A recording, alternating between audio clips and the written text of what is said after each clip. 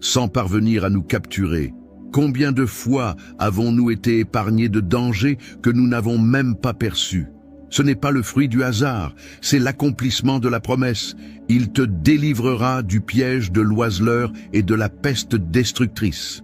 Le monde peut être hostile, mais le Dieu éternel dresse un bouclier invisible autour de ceux qui se confient en lui.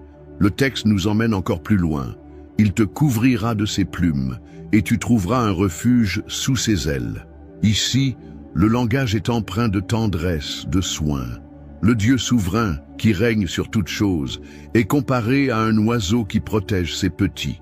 Cette image révèle que la protection divine n'est ni froide ni distante, mais chaleureuse, aimante, proche.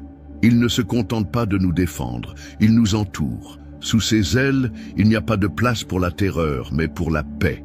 Et la déclaration va plus loin encore. 1000 tomberont à ton côté, et 10 000 à ta droite, mais toi, tu ne seras pas atteint.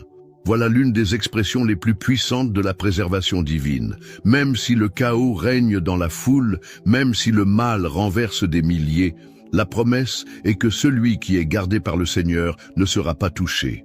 Non parce qu'il est plus fort, mais parce qu'il est couvert par le soin du Très-Haut. Et à la fin, c'est la voix même de Dieu que nous entendons. Parce qu'il s'attache à moi avec amour, je le délivrerai. Je le protégerai, car il connaît mon nom. Il m'invoquera et je lui répondrai. Je serai avec lui dans la détresse. Je le délivrerai et je l'honorerai. Je le rassasierai de longs jours et je lui ferai voir mon salut.